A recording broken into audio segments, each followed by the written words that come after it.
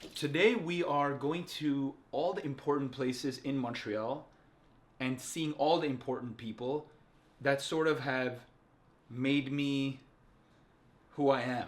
And we're gonna be in some weird situations because we're gonna go into places which I haven't seen in years. And I'm talking like almost 4 years. It'll be interesting for me. And I actually feel nervous about this because, again, it's the self-judgment thing. You know, when I don't want to film this because I'm scared what someone will think. But for me, I want to, let's be scared and let's go there and pee in my pants. Because that's it. Life could end tomorrow.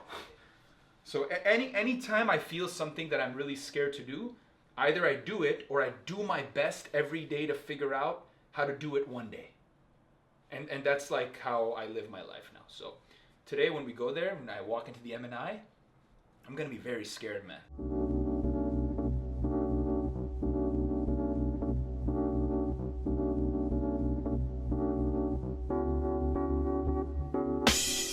We're heading out of the condo to the M&I.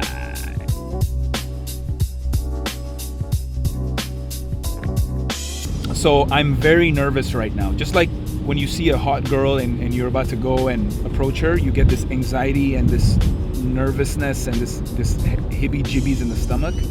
I have that right now because I haven't been to the M&I in almost 4 years, and I just have this fear of the unknown. So I feel like stomach pain, like body pain, man. The way the brain works is there's memory schemas. We have schemas for different things that have happened in the past. And those schemas get reactivated when we visit those places and trigger those emotions. So as I'm triggering these emotions now, those schemas are becoming alive. All that memory that I went through at the M&I is now coming alive. It's not that much fun.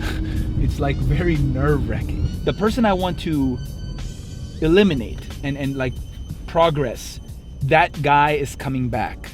Because now it's like that nervousness and that like, oh, I used to be that guy, But I have to love that guy too. This concept of forgiving your old self, forgiving your older self is very, very important. I used to walk this step and read this sign every day to motivate myself. I'm trying to forget about that guy, but I have to forgive that guy. I have to be like, hey, I forgive that person, that academic, that nerd.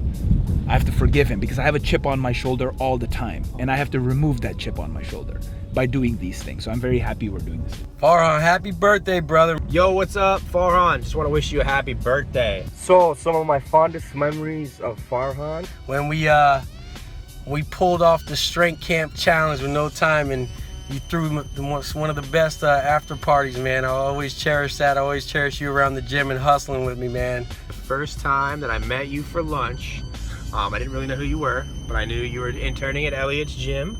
And I was like, yo, this guy seems pretty cool, so let's go eat some lunch. And we went to the Indian buffet, and the one thing that stood out was you had the ability to ask such good questions. People don't know how to ask questions, but you did. Man, there's a lot. We're pulling up on St. Catherine.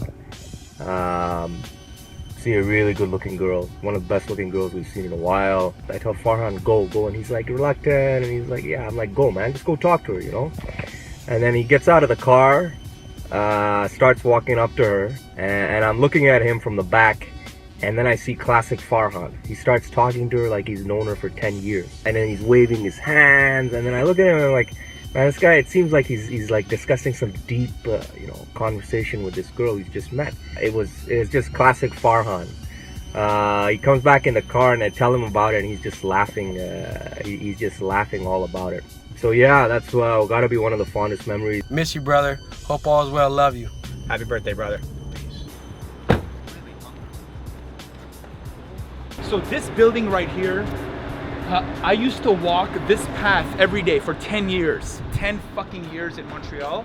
I would walk this path, or I would take the back path, okay? And I would read this sign to motivate me for experiments and analysis and all the hard work that I did. And I would read this: the problem of neurology is to understand man himself. And the reason I went into neuroscience is to understand people, understand men and women and societies and cultures and how the brain works and how the body works. And So that's where we are. We're at the M&I. Let's go. Sometimes what would happen is just to like contemplate something or just to think about something, I would come here and just sit next to her, and I would usually be here. It's the same thing. It's the same bench. And if you look up top, these are all the greatest scientists that have studied, right? So here you have Ramon y Cajal. Ramon y Cajal is known as like the father of neuroscience, the father of neurobiology. You have Sherrington. All these guys are like Alzheimer's. That's the guy who discovered Alzheimer's disease, or it's named after him. So all these amazing scientists are here. So yeah, it's kind of coming back. I remember when I first met you, it was actually during strength camp with Elliot Holtz, and you were working so hard, you're telling me that you're actually sleeping at work, and I remember you're the first person I ever met to have that drive. So Farhan asked me to recall my favorite memory of him, to which I promptly responded without even hesitating. I don't have any favorite memories of you because you're such a raging douchebag all the time. We went to Ottawa for Canada's Day, and we were zipping for the whole day until we lost each other, and then I'm sure you went on your own way, continued doing that. It was a lot of fun, pretty crazy, wild day, getting lost in a swarm of Canadian patriotism. And yeah, it was a lot of fun. Good souvenir before you went to Vegas and did change into a new man. You're still a pretty cool guy from the core. And yeah, happy birthday, bro. I'm kidding, that's not what I said. To be absolutely honest with you, it's not so much a favorite memory that I have of him as it's just an overall admiration that I have for him, because he's just so brutally honest all the time. You know, he gives you tough love.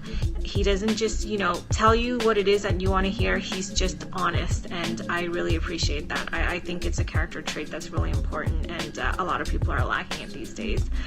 So happy birthday, Farhan. I hope you had a good one, and here's to many more years to come. I'm proud of you, and you really have gone a long way. So you're a great inspiration, and I hope you're doing well. Happy birthday. Thank you. Why not?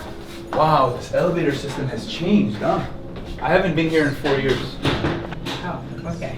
It's completely changed. Like these buttons. Yes. This wasn't there. You had to like open open something up and press 5 for the emergency room. You remember that? Mm-hmm. So now I'm fucking nervous because we're about to enter like the 8th floor where I did all the experiments. Jesus Christ. You know what's interesting? Like the thing about comfort zone. So as I'm here, I remember that the schema back in the day was I was so comfortable by being an academic, right? So I would come in the lab, you know, even though I was there 14 hours a day, it was so comfortable. It was so like enriching. Everyone like loved me, you know? Like even this guy's like, oh, I've heard 100 things about you. So it's cool, man. So this was like the second place I usually was.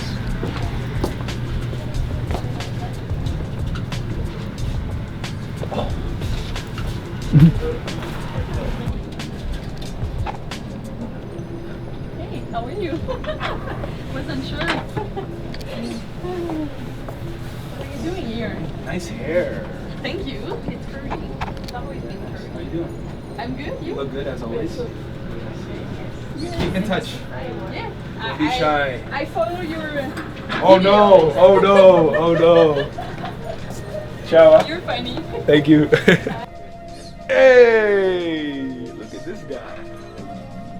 He's like trying to figure out who I am. What's up, dude? How are you, man? Doing the birthday vlog. It's my birthday, so I'm going around Montreal. Long time no see. Yeah, dude. How you been? It's 4 years, yeah.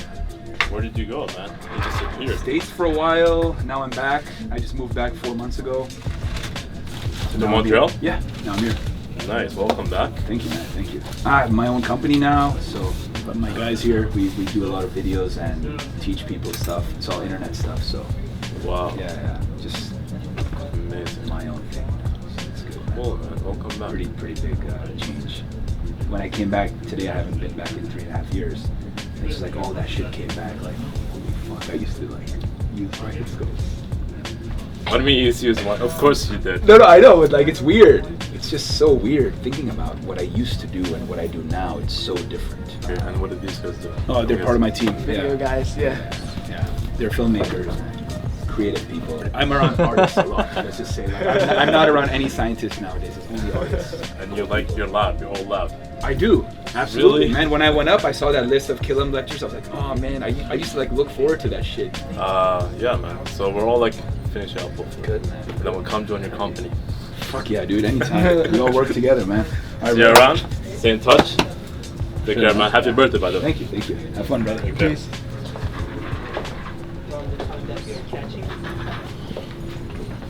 This is where I did my master's. So upstairs, that was my PhD. This is where I did all my master's work with these labs. So I used to sit there. That was one of my rigs. It's probably changed a bit, but that was my rig. And then I did stuff here as well, exactly here. You know what? I've just been in the moment for the last hour. I just felt a lot of love and happiness and just reminiscing feeling. Like, what is that word when you come back and you're thinking? What is that? Nostalgic. Fuck, I keep forgetting words. But yeah, nostalgia. Yeah, I just feel that, and every person I meet, it's very much like in the moment. I'm just like feeling love from them and giving love, and yeah, man, just it's good. I feel good. But I mean, the nervousness is always there. Like when we were in the lab, I was like always like self-judging, right? So like, oh shit, am I supposed to film this? Like, I'll be allowed to film this? Like, this is where I basically, when I first came to the M&I, 2003 September. This was my lab. This was like where my supervisor sat, right there in that office, and he actually died a couple of years later. Terrible accident, he developed encephalitis, and so I had to get another supervisor. That's where we were on the 8th floor. When the lab started, I was the first student, right? I was the guy who kind of like built the lab and trained all the students that came afterwards. So, it's just like, it feels good, like the father, kind of, or like the child, the first child. We could visit the big like amphitheaters where I gave lectures and stuff. This is where we're going. This is like the big thing where we gave talks, we listened to talks from other people. You'll see, it's very grandiose. Like when a Nobel Prize winner would come to the M&I, he would give a lecture there, and everyone would be there, like outside, 300 people like listening in, just because everyone couldn't fit inside. Let's see if it's open. Yep. So this is where the lectures happen. So basically, I would be standing here, I would be talking, be a bunch of people here listening. There'll be slides up on this wall. And I think, actually this is very new, I haven't seen this before. But I think what this is for is you can like control what you see on the screen, I guess. I'm not really sure, but they do have a TV now. And yeah, basically there's a big lecture hall and you'd be talking. Like I'm actually really feeling weird because my dream as a kid, it's a fucking weird dream, but my dream as a kid was to be like a professor and talk to thousands of people, like in a fucking auditorium like this, and just like gangster it. Everyone would be like paying attention, and right, like very like Gary Vee type stuff, right? And obviously now instead of talking to thousands of people, I'm talking to millions and billions of people on the internet, so it's the same shit, but I really like the physical aspect, right? Like I would literally like go up these stairs and talk to people and like give them high fives. And not like a normal professor, it's like a very dynamic professor, and I don't know, weird shit like that. I didn't do that, by the way. I would just stand there and talk. Obviously I didn't do anything dynamic. But now if I gave a lecture here in this auditorium, I would go nuts. Like I would talk to people, I would ask specific questions, bring people up here and like do demonstrations and shit. But yeah, man, this is the GTA. Make sure you follow me on Snapchat, Doc Testosterone. Everything we're doing, all the dynamic stuff like bachata dancing, yoga, all of our workouts, our meal preps, everything we do, we document on Snapchat, so you get these really quick stories of what we're doing all day. And you can learn about nutrition, about dancing, about different types of exercises that we do, about veganism, about just everything you can learn just by following us on Snapchat. So do that, Doc Testosterone.